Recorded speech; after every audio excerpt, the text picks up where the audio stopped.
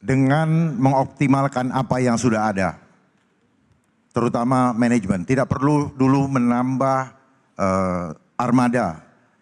Manajemen diperbaiki, dioptimalkan, pastikan setiap trek itu jaraknya 10 menit dan harus dipastikan. Kemudian dipastikan keamanan supaya disabilitas, lansia, ibu-ibu hamil maupun anak-anak itu mendapatkan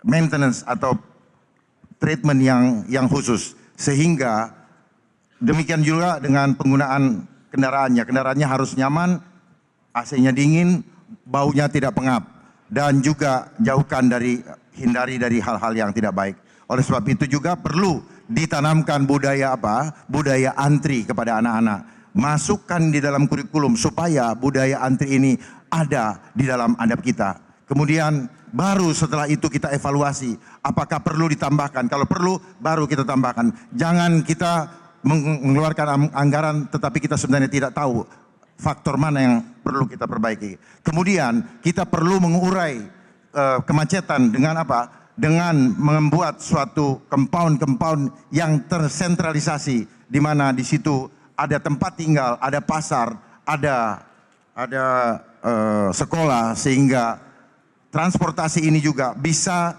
terkonsolidasi dan dibuat minimal 500 meter dari pemukiman sebagai vendor daripada MRT atau LRT ataupun Transjakarta, yaitu mikrotransportasi yang terhubung satu dengan yang lain. Kemudian juga disiapkan kantong-kantong parkir yang nyaman dan aman supaya banyak orang yang mau naik transportasi umum karena keamanan kendaraan yang tinggal itu terjamin. Waktunya habis.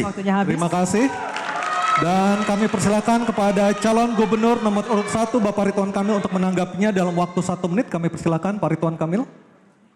Ya, mengatasi macet ada 2 ideologi. Ideologi memfasilitasi pergerakan MRT, LRT, Transjakarta, busway, bikeway, dan lain sebagainya. Kita mungkin akan coba berinovasi membuat riverway atau perahu melintasi 13 sungai di Jakarta. Kemudian juga perluasan yang namanya flyover masih dibutuhkan secara reality. Ya.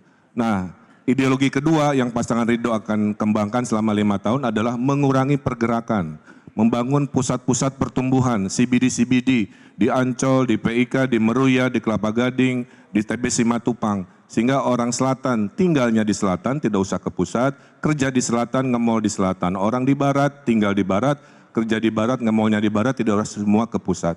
Kemudian kita pergilirkan yang namanya work from home, Senin industri media, Selasa industri hukum, sehingga mengurangi pergerakan, digabung memfasilitasi pergerakan, insya Allah mengurangi kemacetan. Baik, waktunya habis. Terima kasih. Selanjutnya kami persilakan calon gubernur nomor urut 3, Bapak Pramono Anung untuk menanggapi. Bapak, waktu Anda 1 menit, silakan. Transjakarta tidak cukup untuk menyelesaikan persoalan macet di Jakarta. Aglomerasi telah ada, maka yang harus dilakukan adalah Transjabodetabek. Untuk itu, maka harus diatur dari ujungnya. Saya termasuk yang akan membebaskan 15 golongan yang sekarang ini sudah naik busway gratis, maka mereka naik MRT dan LRT juga gratis, baik itu dari Bekasi, dari Tangerang Selatan, dari Bogor, dan dari manapun apabila fasilitas itu ada. Kenapa itu dilakukan? Supaya orang berkurang banyak masuk ke Jakarta bawa kendaraan pribadi. Jadi maka dengan demikian yang paling penting untuk mengatasi kemacetan di Jakarta adalah Transjabodetabek, bahkan kalau perlu sampai dengan Puncak dan Cianjur. Kenapa itu harus dilakukan? Sekali lagi, untuk mengatasi supaya tidak banyak mobil atau kendaraan pribadi yang masuk ke Jakarta. Oke, sekarang kita akan bahas solusi kemacetan yang diperdebatkan semalam. Bang Khalid, pasangan Ridho muncul lagi dengan ide baru yaitu Riverway.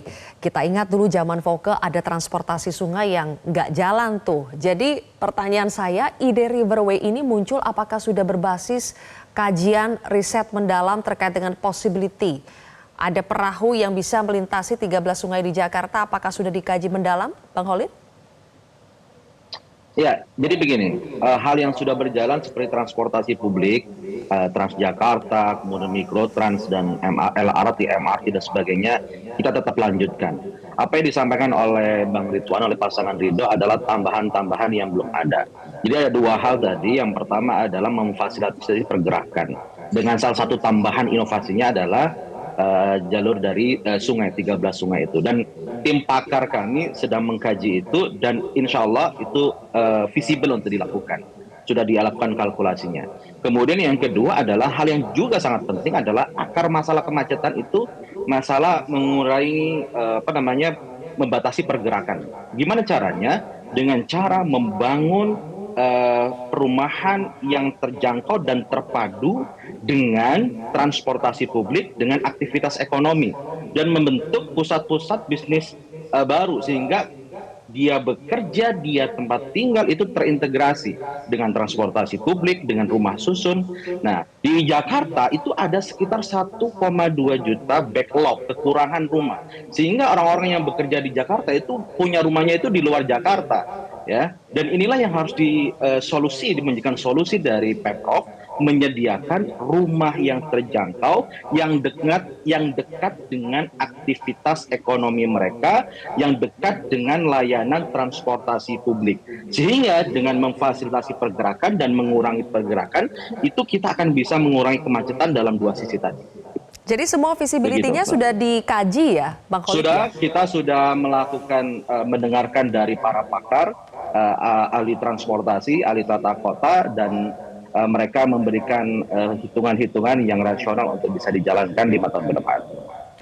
Kalau pasangan Darmakun, Master Alma menyampaikan soal optimalisasi manajemen, budaya antri, dan lagi-lagi ada menyinggung soal adab juga. Tapi sebetulnya solusi teknis untuk mengatasi kemacetan di Jakarta itu apa ya?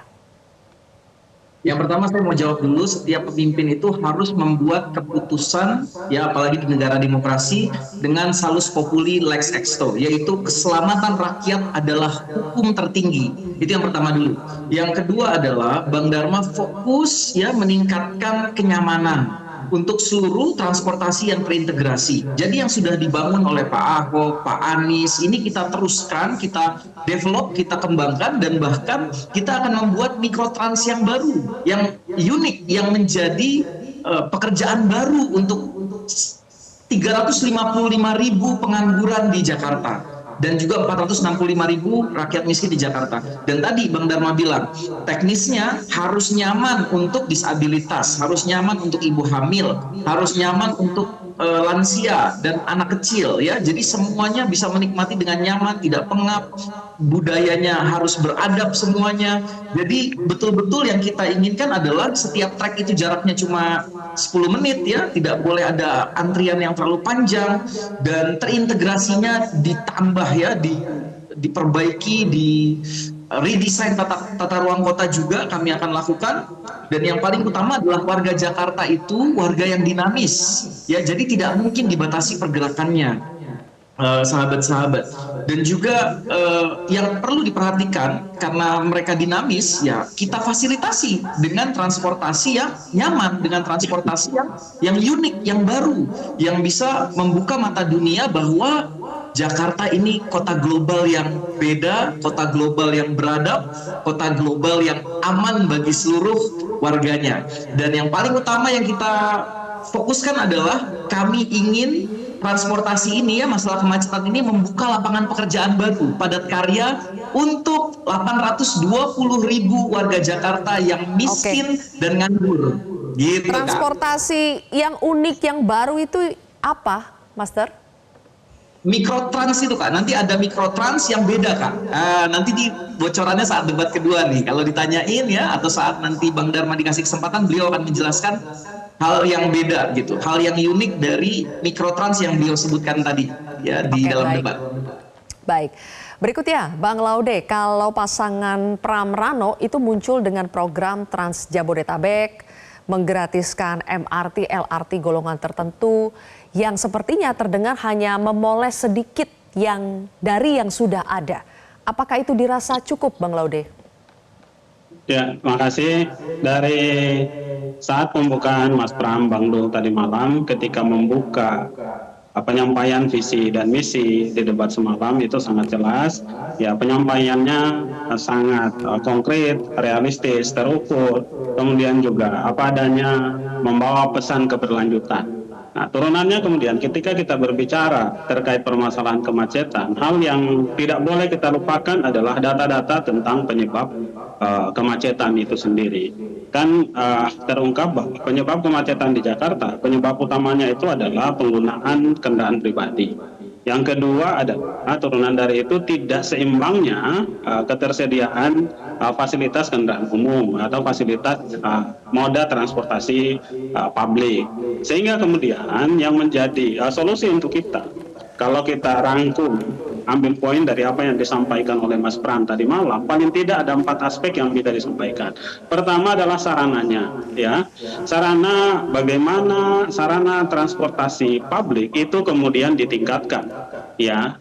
Baik kualitasnya, yang kedua adalah cakupan wilayahnya. Ya, cakupan